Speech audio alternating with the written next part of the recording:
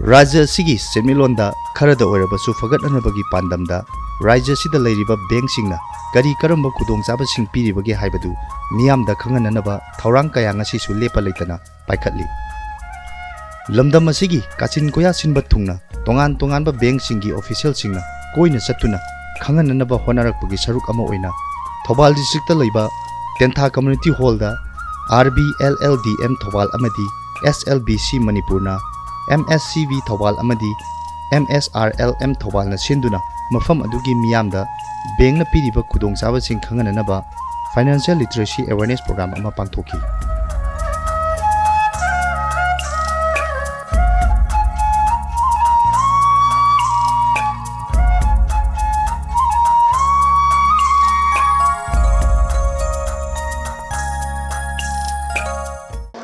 account hang kanda paisa thamni thamaga account hangi midu na mung dondau tu ne ba ko account hang da midu ni dondau bi ade ba habdi mayam ni paisa tasin tham ne ba paisa jam lui ko paisa jam lui habdi tasin da di paisa machet chi paisa gi macha ko ngam de ba sam sam hai ai phi sa ge phi sa bu pa ka changi so nan pa lising kun nama changi khal na ta kon ga le ga dik so nan pa lising ya ki ha de ya de na tra ado ai phi sa bu lising ma na wa di पैसा तो पैसा की हाथ कोना तो बिना लो बिनी my Helsing अदो फिदी सारो अदो इसी ने करने पैसा तो मांग मसा को को मते अब तो तरा बेंग तो से केनो पैसा से मचित मैम द लेरी पैसा खमजि ले मखम सागा ले मखम सिना माय मागी सिना तो खाता खाता तो पैसा से मसा को बने तो इकदम चौखन है मते सेल ग्रुप के तो सेल ग्रुप के तो सेल ग्रुप से थागी हफ्ता की पैसा खाके नहीं खागलगा नोगी लेजर हांद्रो लेजर दो अकाउंट में लेजर आइस कहते हैं संती हां ममांगे देदी कंप्यूटर लाटगे देदी लेजर है बैंक तो लेजर ले लेजर माय मम्मी की लगा हाइबा XYZ की मम्मी द अकाउंट से हांगा पैसा माना क्या लो फटी क्या तक की दो तो नो जुसा माने सेरेगुसु माय मागी मेंबर सिंग की लेजर मम हांगा मेंटेन तोरगा मान पर क्या थमरे मान से थमरे हाइबन सिंग से तोरगा मेंटेन तोरगा तोरगा लोन का लो भी ऐसे ग्रुप तक ही मेंबर लोग अपना तो मेंबर लोग को लोन से मेंबर ना तो मिन लो दिए बा तो दी बैंक से ग्रुप से करी थी नहीं बैंक से ग्रुप से करी थी नहीं केना बरा ने मैम केना दे कना गुंबा मना कोई एंटरप्रेन्योर मना थबक अम तौबदा आई कोई इंटरप्रेन्योर तौरी थबक से कोई मैन्युफैक्चरिंग हो भी सर्विस सेक्टर हो भी बिजनेस सेक्टर हो भी हाई बसिंग कोई ना बैंक का संगत दिशा यार हो स्कीम कोई इम्प्लीमेंट तौर इंटरप्रेन्योर इम्प्लीमेंट तौर डिपार्टमेंट की मतेंग की मतंग इम्प्लीमेंट तौर अरोब बैंक लाग पैसा होंदोइने समझदबसु यादेब अद स्कीम ऑल स्कीम से लोइनमक से बैंक लाकदोइने अदुना डिपार्टमेंट की साइड के आइना हाइजाबदा डिपार्टमेंट DIC की थ्रू द स्कीम मंगा का इम्प्लीमेंट हैंडल तवे स्कीम मंगा से PMAGP हाइबा मलै मयामना लोइना खंबिरबा PMAGP हाइबा मलै आदगी PMFME हाइबा मलै प्राइम मिनिस्टर फॉर्मलाइजेशन स्कीम नि मान फूड की नि अदुगा अदे PM विश्वकर्मा हाइबा मलै रे मयामना लोइना खंबिरबनी अदुगा अतोपमना उन्नति ने स्कीम अमा लेरे उन्नति बे स्कीम सी अनोबने अदुगी मतुंगदा रेम ने स्कीम अमा लेरे स्कीम मंगा से हौजी DIC ने बिल तौरी कमाई तौरगा पैसा फंगदगी हाइबगी पोची एकोई खाली और आइकोना पैसा फंगनबगी तमक्ता आइकोना करी तोगे बु प्राइमरी एग्रीकल्चर कोऑपरेटिव सोसाइटी और विविक कोऑपरेटिव सोसाइटी और self help groups fishery dairy चिंबा मयाम अमा अइकोई लिखलगा कमाई तौरगा कोई पुछीसी हिंगदगी हाइबगी पोचिंग दुखी तमक्ता अइकोना हाइबा सिगुबा दि सिंसि अइकोना पांथोइ मसी पांथोकपसिता अइकोना लेजरीबा पैसा सिंदुगी सेमिटलोन सेतुक लंबी तो पुथोकनबगी तमक्ता अइकोना लिखचरीबा से कनादगी कराइदगी ꯑꯩꯈꯣꯏꯅ ꯐꯪꯒꯗꯒꯤ ꯍꯣꯠꯅꯕꯒꯤ ꯍꯥꯏꯕ ꯀꯥꯟꯗ ꯅꯝꯕꯔ 1 ꯑꯍꯥꯟꯕꯗ ꯉꯁꯥꯏ ꯑꯩꯈꯣꯏꯒꯤ ꯁꯥꯔꯀꯦꯔꯅ ꯍꯥꯏꯕꯤꯔꯤꯗꯨꯅꯤ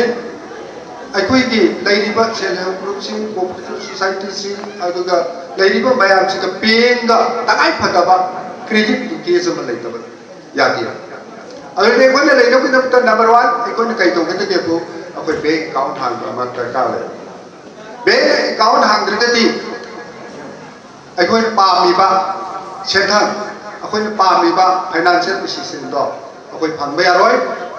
ꯑꯗꯨꯅ ꯅꯝꯕꯔ 1 ꯄ꯭ꯔꯥꯏꯌꯣꯔꯤꯇꯤꯁꯦ ꯑꯩꯈꯣꯏꯅ ꯀꯩꯗꯧꯒꯗꯒꯦꯕꯨ ꯑꯩꯈꯣꯏꯒꯤ ꯃꯁꯤꯒꯤ ꯔꯤꯂꯦꯁꯟꯁꯤ ꯂꯩꯅꯕꯒꯤꯗꯃꯛꯇ ꯑꯩꯈꯣꯏ ꯑꯦꯀꯥꯎꯟ ꯍꯥꯡꯕ ꯗꯔꯀꯥꯔ ꯂꯩ ꯑꯦꯀꯥꯎꯟ ꯍꯥꯡꯕ ꯃꯇꯨꯡꯗ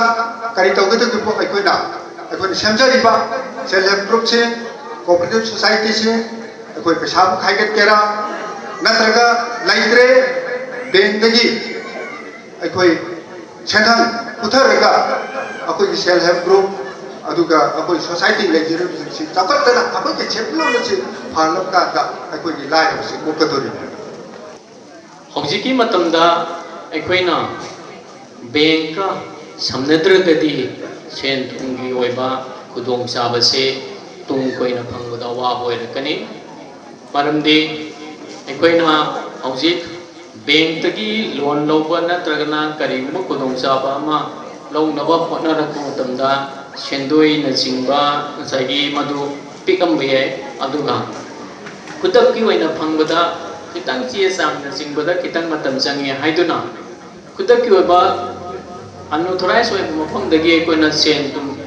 चिकबदी पू मतम मदु सेंदोई यामना चावना लाकनी मदुना सेंदोईदुना हयेंग मदु लाखले हरेगा सिंबंग ngамदबगी अवाबना सिंग लाकदो बैंक तानरे हरेगदी बैंक की लोन न सिंग लो मतमदा मागी इंटरेस्ट सी यामना पिरकनी करी मखरददी 0% ओइबा स्कीम भावसु लाकसु है अदुना अखोइना बैंक की मतंगदा मसाइगी फाइनेंशियल लिटरेसी सी लेतब तारगदी मदुई खुदोंग चाबसिंग अमत फंगोइदोरिबने अदुना हजिक ममांग ngambi ba mayam na swai biribodo bank account हाना हांगबिरो मदुगी मतुंगदा मदु करमाय तौरगा बैंक कनेक्शन नेरगा अखोइगी साना सिमकदब सेल्फ हेल्प ग्रुप ओइरगा सो एसएजी मयाम सिंगसी करीबा करंबा अखोइना तौगदर थबकसिंग अनुलरु सि पोल्ट्री ओइरगा सु फार्मर की द करी आदि मागी लाइन मयाम अमा लेसै करंबदा तौगदगे हाबदो पॉइंट आउट मदु हाना खंदो पिरो मतुंगदा तुनसन बिरगा अखोइना तौगेना खलिबदो मसीसिने हाइना मदु प्रपोजल थाना मदु बैंक तगी मदुगी सेंटंगी खुदोंग चाबदो सुंचो जोइदना फंगनी अखोइना तौबा याबसि अखोइ मणिपुर कोऑपरेटिव बैंक न तौबा याबा पोसे याम लेख्रे लोन जी मखल मखा अयाम्बा अदुम लोन जी पीबगी जी ओइथोकपा थाजाबा याम चावना लेरे मरम मदुना लापिबा पुना मुना कोई एप्लीकेशन थारगा लोन से लौब याबे खुदोंगदु सलोइबा सलोइबा nga loiba हाइबा मयाम जिंसी तौबिरगा कोई बैंक खुसमना न चटनसी अदुगा चपनसी अदु मपुंग फाबा समाज न सेमसी अदुगा कोई मरुइना आइना हाइजनिंगबदी कोई बैंक समनबसे अखोई याम तराइदबदी अखोई सिदगी चलगा बैंक अकाउंट हेक्ता हांगा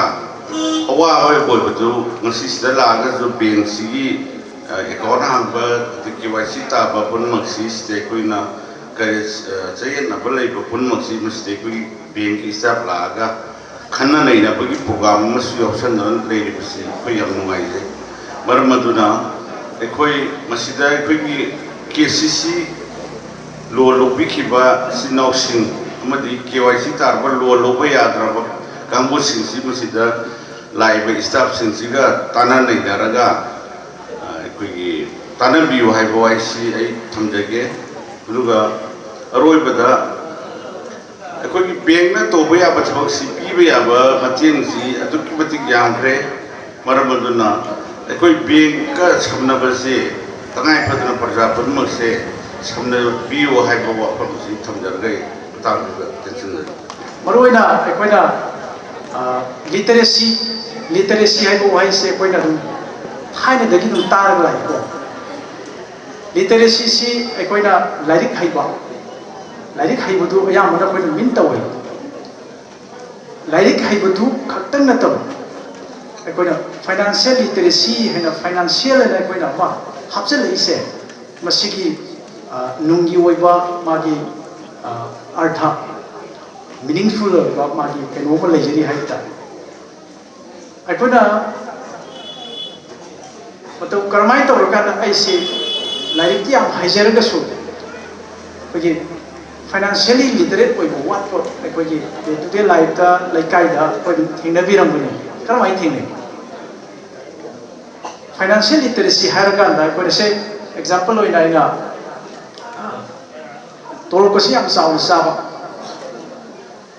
था मकी लाख लाख चाबा पी में आमा पैसा से पंपुदा पुमी सुले मरम इचा सादबे अदुगा अतोपा मना अखोगी थबकसी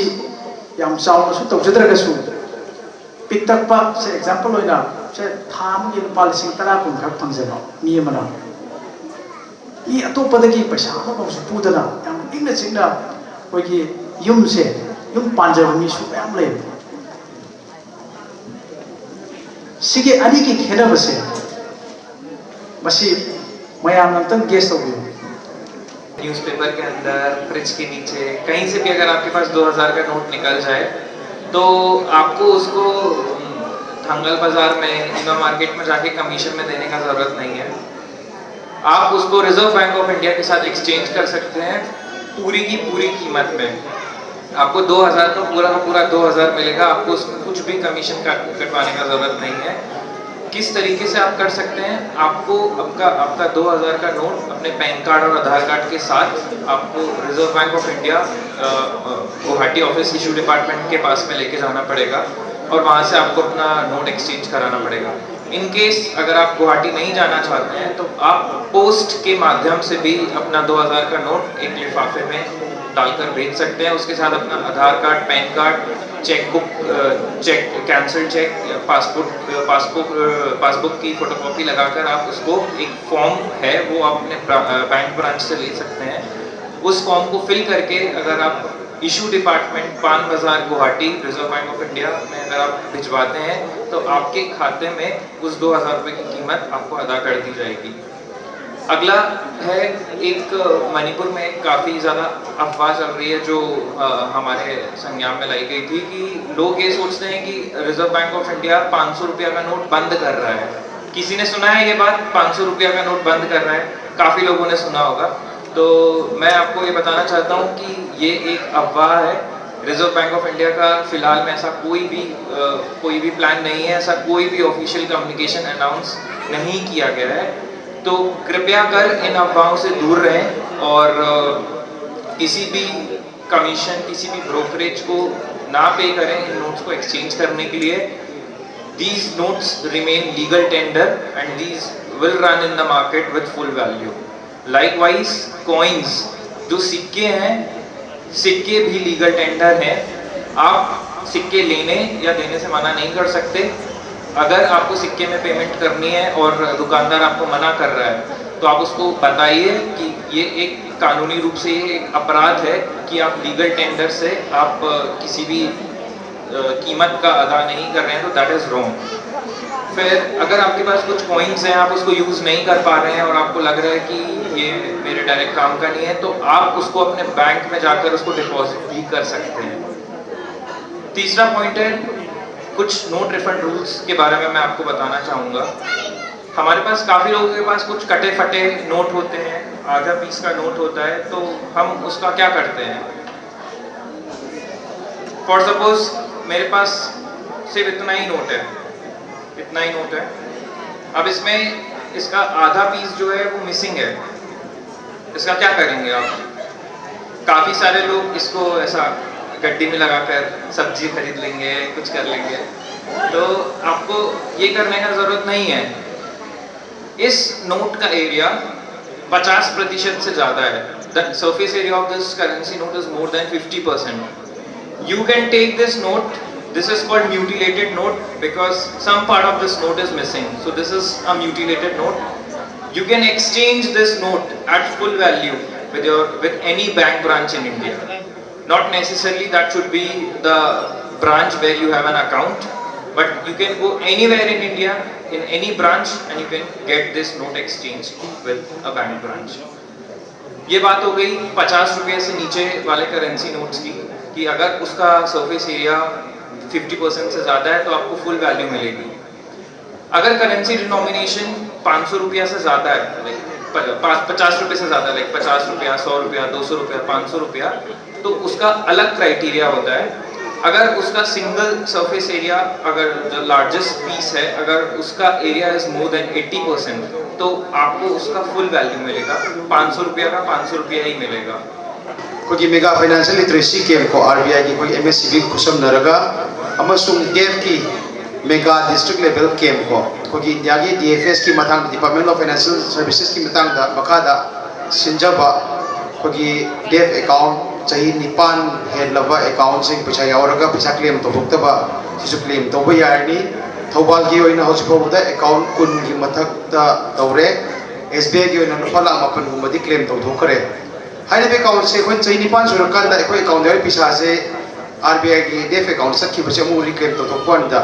सम बनी कोइना कोई पान कार्ड आधार कार्ड पासबुक को से पिसेलुरनी बैंकता अदुगा नोमनी ने दम पैसा से फंगदो।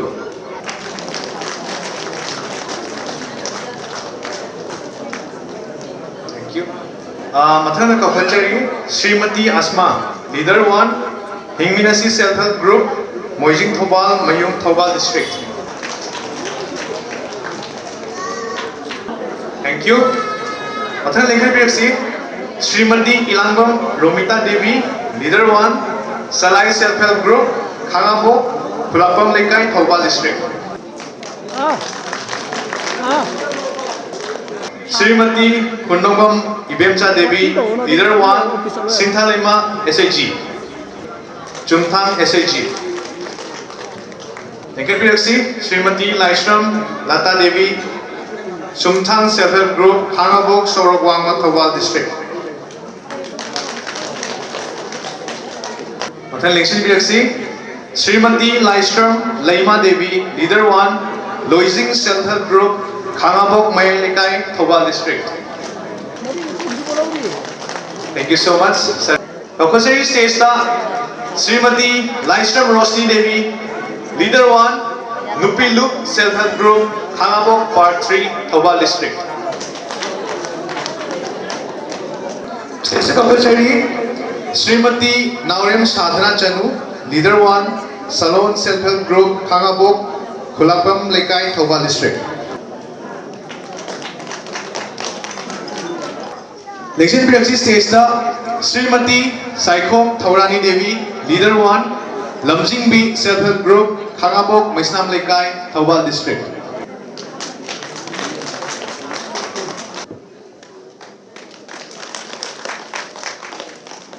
ꯑꯗꯨꯒ ꯏꯁꯥꯅ ꯌꯥꯎꯕꯤꯔꯤꯕ ꯁꯦꯜꯐ ꯍꯦꯜꯞ ꯒ꯭ꯔꯨꯞꯀꯤ ꯃꯃꯤꯡ self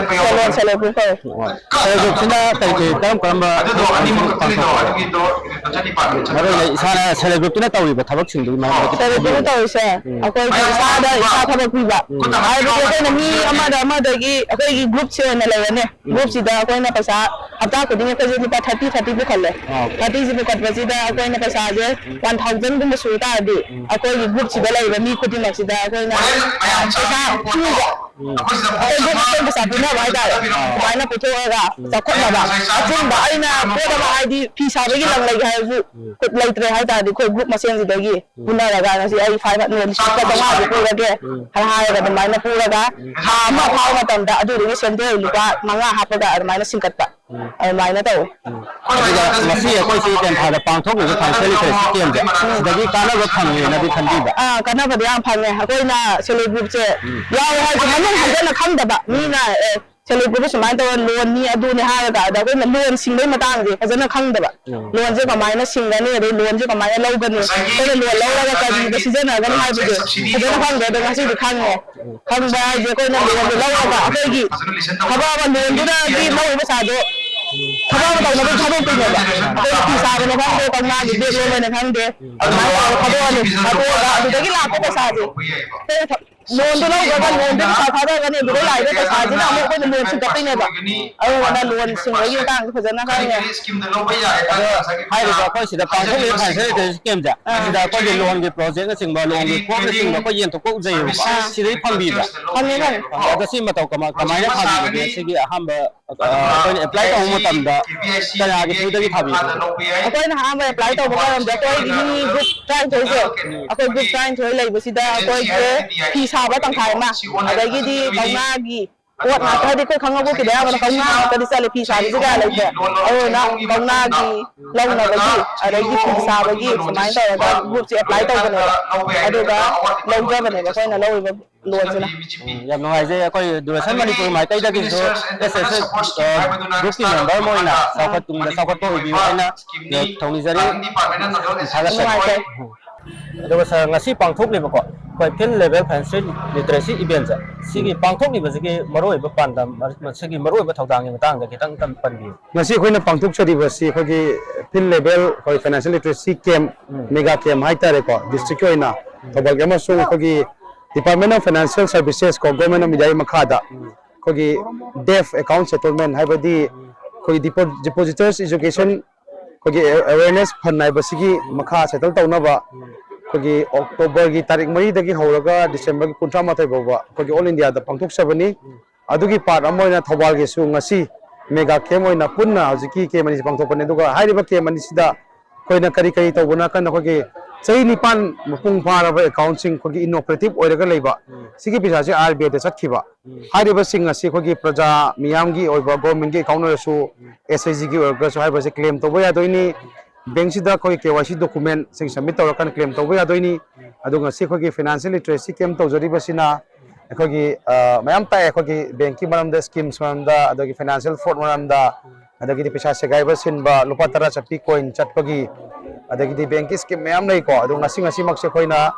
account ju hang ba kudong cha ba pi re adunga sagi khogi PMSBY PMJGBY APY lain khoi social security scheme nei jeri basing se sopna gi khoi lupa kun nagi horaga khoi lupa kun chahim da lupa kun puthok khoi chahi tarani pan dagi na chahi humda humdar leiba khoi bank te account leiba post office account leiba mioi sing na lupa lang ani gi exam insurance scheme se yaw ba doi ne ba do enroll to ba yai adagi khoi lupa chamri gi kuntra trok puthoga khoi na ga sigi ba ko sisu yaw ba yai sina chahi tarani pan dagi yang khai bung yaw gani yang khai manga bo kakani sigi scheme se yaw ba yare adu sayim du lupa chamri kuntra trok kaktani adu ga amana khoi atal pension yojana aiduna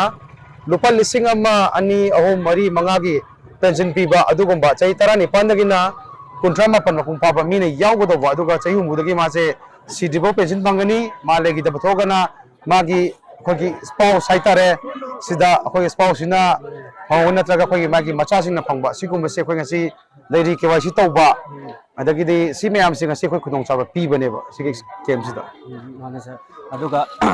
makata ko sa khoi gi ngasi pangthok le ba FLC camp ja kanana karamba maroi ba thodang lawduna pangthok pi ba ge aduga karama mioi sing na ga di mateng pangbirak to na pangthok ko ngasi khoina pangthok chariba camp asi maroi na khogi Reserve Bank of India ko moina khogi sponsor to bi bani khogi paisa pu thogo moina sponsor to bi bani aduga khogi LDM lejare aduga sagi MSCB bank se MSCB bank thobal amasung cooperative magi society sing MSILM ge SIG sing silo yauraga dekhogi lamdam sigi leiriba tentha gi leiriba khoi club organization singna mateng pangbiraga ngasigi ke masi khoi successful oina pangthok chai khangam daba yam laiba bank ki maramda khogi paisa segai ba sin ba boiro aduga maramda kemta khangam daba lei adagi di si mayam khoi kan si RBI na tawraga phajana awareness pi dana quiz ke yaudon tawgare samna da khoi paisa segai ba si bank de salaga dum 100% dum sindok pe ba tangkai manga sim no ta ba dei di khoi lupa tara chapi coin se si sana da ba laite chanai ko hai de lupa tara chapi coin je chanai aduna kai ko khoi lupa tara chapi che si sinna ba matam da khoi na mangjari paisa je lupa tara ama sinna no da lupa tara thai makhai mange ba kai na khoi bazar dagi leidana khotan tawbo se si dum lupa lising am da chani yang kai hapin si khoi mangjai dana khoi paisa wana tan bani na khoi na karam to buda 10% dan tan doi se adu ga de khoi ngasi sida khoi haija ge mayam da pandam ma ko khoi coin si phajana circulate tawsi isa da leba coin bank da deposit to be adu ga lupa tara chapi se si hojik number gi changsu yam handarabni na si sum khoi sum kai le ga khoi se pisa mang doi ne ba ko adu na ngasi aina appeal taw jari ba si प्रजा ma'am सिंगना पतरा चपी coin से चलन सी bank deposit तौबियो दुकान पीबियो दुकान पीरगसु हनबिरगसु लौबियो होइन हाइसके पाबुंग ngasi khoi pangthokliba khoi financial literacy game ja dei pabung kai kari kana phangi ka khanbi bage masidi nang ke khoi khangbu khangam de cheng har tar badi aru ngasi game sida ta ibisdi lair belerin habi pibam ni abidi lair bisin se loi thong manana amaga sen paiba adigi kadai ne khoi ge awara palitana ne fajana khoi puni min ba pibam da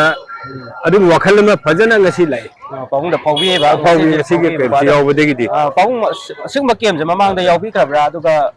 ongta yawbi dri ba ai ongta yawjedri aha mo idoi ne ko adung da pangthok pa koi lamdam jaga jaga ko dimak ta koi singma game je mafam khuding ke dum pangthok pa ne ko atopa mafam sing da jo yawge kai ne khalbi ba lai ba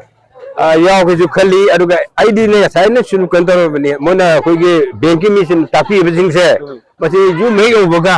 isa su wari sani adigi karoli kai marum pang sinda wari sarga na bena khor pi nangai khangam da ba bena pi kana bising se masi lawra ga ko se nungai pani hingba ya bi lambi lei ha be chai khangan ge khali bi lei ya nungai jai pabung bo do san manipur ma kai de ge amaka na tha ka to khang thag se